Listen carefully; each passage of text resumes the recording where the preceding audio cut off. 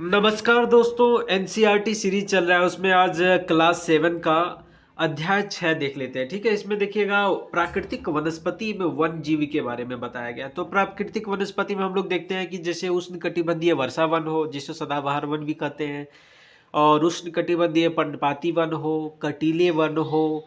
ठीक है, और मनुष्य जैसे आप मान के चलिए समुद्रीय तट में जो मैंग्रोव वन आती है उसके बारे में दिया गया है। और साथ ही साथ आपको वन जीव कहने मतलब जो जो अलग प्रकार की वनस्पति है उसमें किस प्रकार के प्राणी निवास करती है ना। तो उसी से रिलेटेड यह चैप्टर है। चलिए शुरू करते हैं। इसमें देखिएगा, जैसे यहाँ देखिएगा क्या लिखा है कि सलीमा के अवलोकन से हम अनुमान लगा सकते हैं कि स्थल की ऊंचाई एवं वनस्पति की विशेषताएं एक दूसरे से संबंधित है। बिल्कुल सही बात है कि मान के चलिए जैसे हम लोग देखते हैं कि इक्वेटर वाला यानी विषुववृत्तीय क्षेत्र वाला हो या फिर पोलर रीजन वाला हो, जो सो ध्रुवीय क्षेत्र वाला, क्या दोनों की वनस्पति साथ ही साथ जलवायु एक जैसी हो सकती है? बिल्कुल नहीं। वहाँ वनस्पति भी अलग होती है, जलवायु भी अलग होती है, साथ ही साथ वहाँ के रहने वाले जीव भी जो एडोप्टेशन करते हैं, अपने आप को सरवाइव करते हैं उस इन्वायरमेंट में, वो अलग अलग प्रकार के जीव जंतु का विकास हो रहा है ना। तो इसी प्रकार देखते हैं कि ऊंचाई में जैसे जैसे हम मान के चलिए भारत का ही केस ले लेते हैं। तो भारत अपने जैसे कर्क रेखा के उत्तरी सीमा से बढ़ते हैं, हिमालय वाला क्षेत्र में बढ़ते हैं, तो शीतोष्ण मिलता है, अल्पाइन मिलता है, टुंड्रा मिलता है ना। इस प्रकार के वनस्पति में क्या विविधता है ना। तो यहाँ देखिएगा क्या लिखा है, ऊंचाई में परिवर्तन के साथ जलवायु में परिवर्तन होता है। बिल्कुल सही बात है कि ऊंचाई में परिवर्तन के साथ आपका जलवायु में परिवर्तन होगा तथा इसके कारण प्राकृतिक वनस्पति में बदलाव आता है। वनस्पति की वृद्धि तापमान नमी पर निर्भर करती है। तो एक बात याद रखिएगा, वनस्पति का जो वृद्धि है वो तापमान पर भी डिपेंड कर रहा है और आपका मॉइस्चर पर भी डिपेंड कर रहा है, अर्थात नमी पर भी डिपेंड कर रहा है।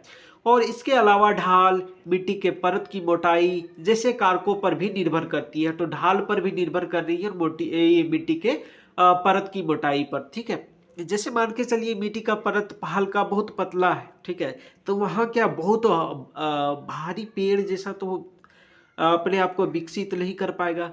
मान के चलिए बर्फ वाला है, ठीक है, बर्फ वाला क्षेत्र, क्या वहाँ पीपल का पेड़ हो सकता है? नहीं हो सकता है।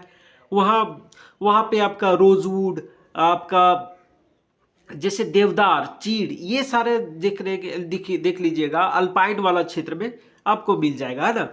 चलिए आगे बढ़ते हैं। जैसे देखिएगा, इन घटकों में अंतर के कारण किसी स्थान पर प्राकृतिक वनस्पति की सघनता प्रकार में परिवर्तन होता है। आमतौर पर प्राकृतिक वनस्पति को तीन मुख्य श्रेणियों में वर्गीकृत किया जाता है। जैसे वन देखिए क्या कहलाता है, जो वृक्षों के लिए उपयुक्त तापमान, परिपूर्ण वर्षा वाले क्षेत्रों में उगते हैं। तो तापमान भी अच्छा होना चाहिए और वर्षा भी पर्याप्त मात्रा में होनी चाहिए। इन कारकों के आधार पर सघन एवं खुले वन विकसित होते हैं। तो खुले वन मतलब जहाँ की सघनता कम होती है उसको खुले वन कहेंगे। ठीक है, जैसे उसके बाद और देख लीजिएगा, जैसे घास स्थल जो मध्यम वर्षा वाले क्षेत्र में विकसित होते हैं। तो घास स्थल जो है आपका मध्यम वर्षा वाले, बहुत ज्यादा वर्षा या बहुत कम वर्षा वाला नहीं, ठीक है, मध्यम। कांटेदार झाड़ियां, जहां वर्षा की मात्रा प्रायः कम होती है ना, जिससे कांटेदार झाड़ियों केवल शुष्क क्षेत्रों में पैदा होते हैं। सलीमा हिमालय की यात्रा का अपना अनुभव अपने पिता को बता रही थी। उसके पिता विश्व के विभिन्न स्थानों पर जा चुके थे। उन्होंने सलीमा को विभिन्न महाद्वीपों के भिन्न भिन्न भागों में पाए जाने वाले विविध प्रकार के वनस्पतियों के बारे में बताया। उन्होंने उपध्रुवीय प्रदेश में शंकुधारी वृक्ष, तो यह बात एक बार क्लियर हो गया कि जहां उपध्रुवीय हो अथवा ध्रुवीय क्षेत्र हो, ठीक है, तो ज्यादातर देखिएगा कि ध्रुवीय क्षेत्र में वनस्पति का अभाव होने लगता है, लेकिन जहां उपध्रुवीय क्षेत्र है वहां पे आपका शंकुधारी वन, रेगिस्तानों में कांटेदार झाड़ियां, आर्द्र प्रदेशों में घने उष्णकटिबंधीय दृढ़ काष्ठ वनों के बारे में कई अन्य जानकारियां दी। ठीक है, उसके बाद देखिएगा, सलीमा समझ गई कि हिमालय के क्षेत्र में लगभग सभी प्रकार की वनस्पतियां पाई जाती हैं जो भूमध्य रेखा से ध्रुवों की ओर पर मिलती है।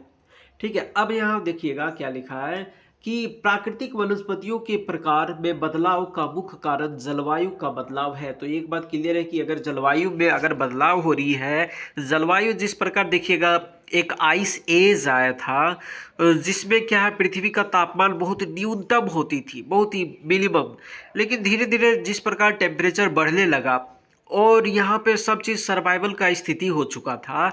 और अभी देखिएगा थोड़ा सा टेम्परेचर लगभग देखिए 25 से 27 डिग्री सेल्सियस में है। मान के चलिए जलवायु का इस प्रकार परिवर्तन हो जाए कि इसका एवरेज टेम्परेचर 100 डिग्री सेंटीग्रेड हो जाए, तो क्या, तो यहाँ मनुष्य सरवाइव कर ही नहीं पाएगा, लगभग हर एक प्राणी खत्म हो जाएगा, है ना।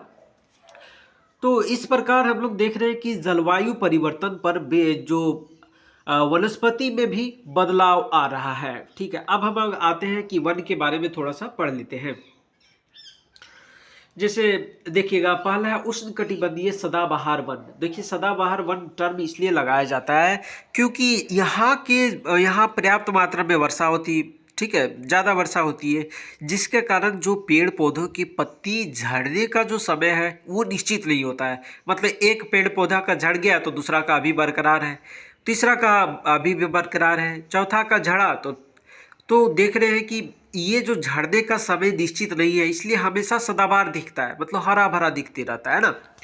तो देखिएगा, इन वनों को उष्णकटिबंधीय वर्षा वन भी कहते हैं। ये घने वन भूमध्य रेखा एवं उष्णकटिबंधीय के पास पाए जाते हैं। तो देखिएगा 0 डिग्री या 30 डिग्री के नीचे वाले क्षेत्र में आपका मिल जाएगा क्या, उष्णकटिबंधीय वर्षा वन वाला क्षेत्र। ये क्षेत्र गर्म होते हैं एवं पूरे वर्ष अत्यधिक वर्षा होती है। तो एक बात क्लियर हो गया कि यह क्षेत्र क्या है, ठंडा नहीं बल्कि गर्म होता है और वर्षा भी अत्यधिक मात्रा में होता है।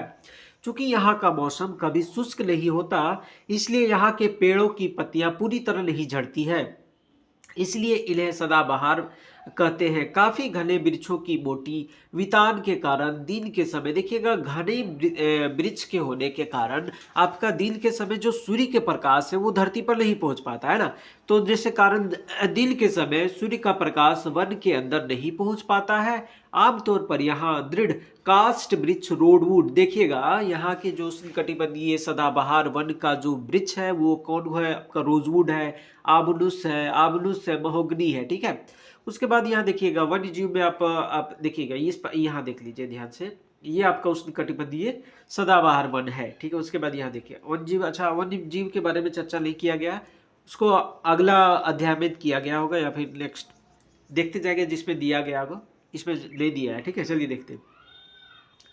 उष्णकटिबंधीय पर्णपाती वन, तो यह 2 प्रकार का होता है, जिसमें देखिए एक शुष्क होगा उष्णकटिबंधीय शुष्क पर्णपाती वन और एक होगा उष्णकटिबंधीय आर्द्र पर्णपाती वन, अर्थात जिसमें वर्षा की मात्रा प्रायः 100 सेंटीमीटर से 200 सेंटीमीटर के बीच में होगा।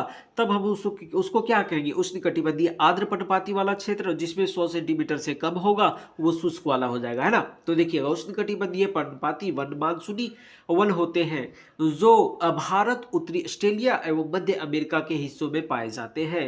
इन क्षेत्रों में मौसम परिवर्तन होते रहते हैं। जल संरक्षित रखने के लिए शुष्क मौसम में यहाँ वृक्ष पत्तियां झाड़ देते हैं, अर्थात यह देखिएगा एक मौसम में पत्तियां झड़ जाता है ना, क्योंकि जल संरक्षण के लिए हम लोग जानते हैं कि जो वाष्पोत्सर्जन का कार्य होती है पत्तियों के द्वारा होती है, transportation that is happened through leaf, right. तो हम लोग देख रहे हैं कि पत्तियों के कारण हो रही है, तो पत्तियां झड़ जाएगी तो क्या होता है कि मौसम शुष्क हो रहा है तो पत्तियों ये पानी का ह्रास कम हो जाता है, ठीक है। इन वनों में पाए जाने वाले दृढ़ काष्ठ वृक्षों में देखिएगा ये इंपॉर्टेंट है, जैसे साल हो गया, सागवन हो गया, नीम हो गया, शीशम हो गया। दृढ़ काष्ठ वृक्ष फर्नीचर, यातायात और एवं निर्माण सामग्री बनाने के लिए बहुत उपयोगी होते हैं। इन प्रदेशों में आमतौर पर पाए जाने वाले जानवर देखिएगा, जानवर जिक्र किया गया इसमें, देखिएगा वन्यजीव में जैसे बाघ हो गया, शेर हो गया, हाथी हो गया, गोल्डन लंगूर हो गया, बंदर हो गया, ठीक है। ये आपका देखिएगा उष्णकटिबंधीय पर्णपाती क्षेत्र का वन है, ठीक है। और उसमें देखिएगा वन्य जीव आपका बाघ है, इधर लंगूर है, ठीक है। चलिए अब आ जाते हैं शीतोष्ण सदाबहार वन, अर्थात जैसे जैसे अक्षांशीय दूरी हम ऊपर आते जा रहे हैं, ठीक है। जैसे भूमध्य रेखा, भूमध्य वृत्त में, जैसे भूमध्य रेखा में 0 डिग्री है, उसके बाद उष्णकटिबंधीय वाला क्षेत्र में 30 डिग्री है, उससे ऊपर हम लोग बढ़ेंगे तो उपोष्ण अर्थात शीतोष्ण वाले क्षेत्र में पहुंच जाएंगे, है ना। तो देखिएगा शीतोष्ण सदाबहार वन मध्य अक्षांश के तटीय प्रदेशों में स्थित है। ये सामान्यतः महाद्वीपों के पूर्वी किनारे पर पाए जाते हैं। ये इंपॉर्टेंट है, देखिएगा महाद्वीपों के पूर्वी किनारे पर ये वन पाया जाता है, शीतोष्ण सदाबहार वन। देखिएगा दक्षिण पूर्व अमेरिका, दक्षिण चीन और दक्षिण पूर्व ब्राजील, जहां बांज चीड़, यूकलिप्टिस, दृढ़, मुलायम दोनों प्रकार के पाए जाते हैं। देखिएगा ये शीतोष्ण सदाबहार वन है। और साथ ही इसमें हाथी के बारे में जिक्र है। देखिएगा अब आते हैं शीतोष्ण पर्णपाती वन। उच्च अक्षांश की ओर बढ़ने पर अधिक शीतोष्ण पर्णपाती वन मिलते हैं।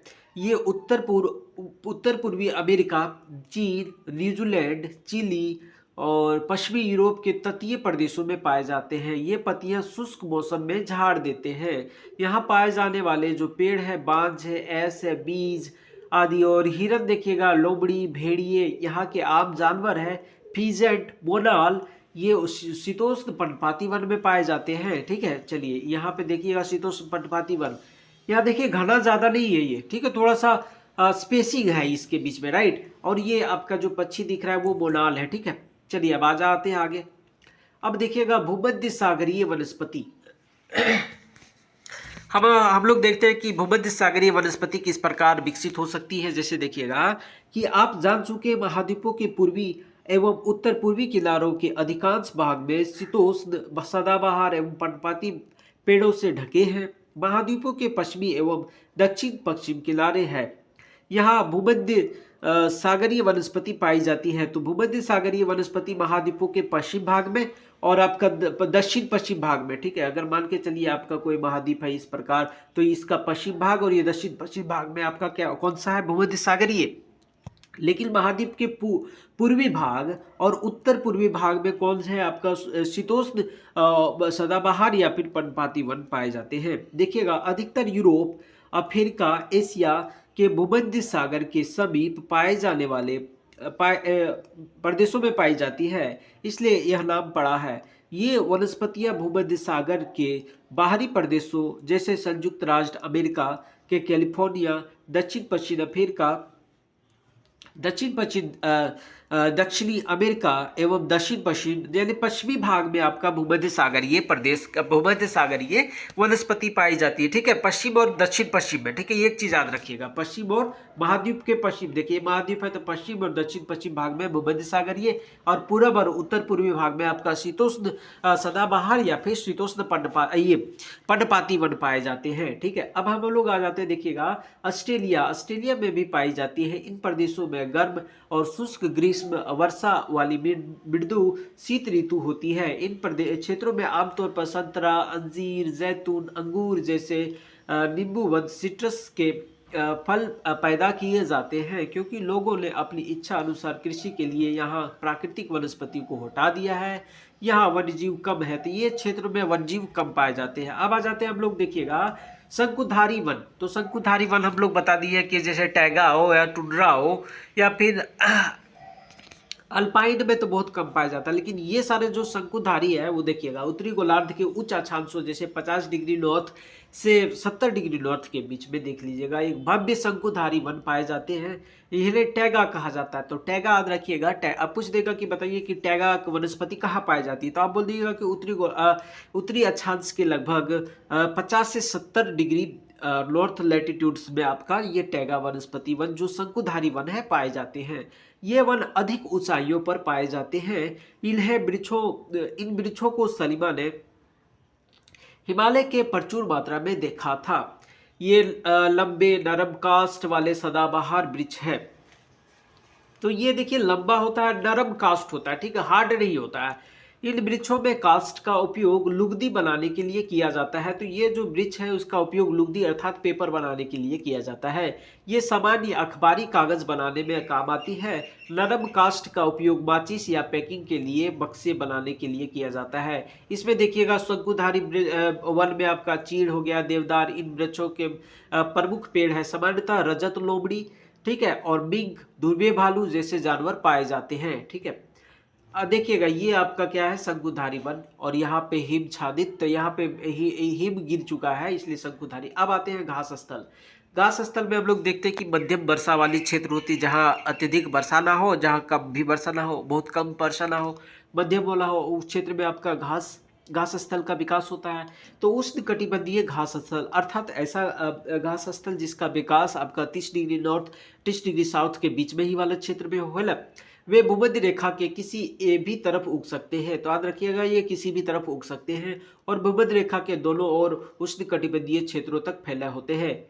तो अर्थात ये उत्तर और दक्षिण दोनों तरफ। यहाँ वनस्पति निम्न से मध्य वर्षा वाले क्षेत्रों में पैदा होती। यह घास सिर्फ वो काफी ऊंची, लगभग 3 से 4 मीटर ऊंचाई तक बढ़ सकती है। अफ्रीका का सवाना, तो अफ्रीका का सवाना घास स्थल इसके इसी प्रकार का है। तो हम लोग देखते हैं कि नॉर्थ अफ्रीका में सवाना जो घास स्थल है, जैसे मान के चलिए आपका इजिप्ट हो गया, लीबिया हो गया, इन सारे क्षेत्र में हम लोग क्या पाते हैं, सवाना क्षेत्र पाते हैं, घास स्थल है। सामान्य रूप से उष्णकटिबंधीय घास स्थल में आपका हाथी, जेबरा, जिराफ, हिरन, तेंदुआ आदि जानवर पाए जाते हैं। ठीक है, अब हम लोग आते हैं शीतोष्ण घास स्थल, अर्थात अब हम लोग जैसे 30 डिग्री नॉर्थ या फिर 30 डिग्री साउथ का जो लेटीट्यूड है, एक्सटेंशन है, यानी कि अक्षांशीय विस्तार है, 30 डिग्री उत्तरी या 30 डिग्री दक्षिणी से आप आगे बढ़िएगा। जैसे 30 डिग्री ये नॉर्थ मान लेते हैं, ये 30 डिग्री साउथ मान लेते हैं, इसके इधर नीचे जाएंगे, इसके उधर जाएंगे तो शीतोष्ण घास स्थल मिलेगा। ठीक है, देखिएगा ये मध्य अक्षांशीय क्षेत्रों और महाद्वीप के भीतरी भागों में पाए जाते हैं। यहाँ घास का आमतौर छोटी और पौष्टिक होती है। शीतोष्ण प्रदेश में सामान्यतः जंगली भैंस, बाइसन, एंटीलोप पाए जाते हैं। तो देखिए हम लोग वन जीव के बारे में देख लिए कि शीतोष्ण में आपका जंगली भैंस, बाइसन, एंटीलोप पाया जाता है। अब आते हैं कटीली झाड़ियाँ शुष्क रेगिस्तान जैसे प्रदेशों में पाई जाती हैं। उष्णकटिबंधीय रेगिस्तान महाद्वीप के पश्चिमी किनारों में पाए जाते हैं। तो याद रखिएगा, जैसे हम लोग कटीले कहाँ पे मिलेगा, जहाँ वर्षा कम हो, है ना।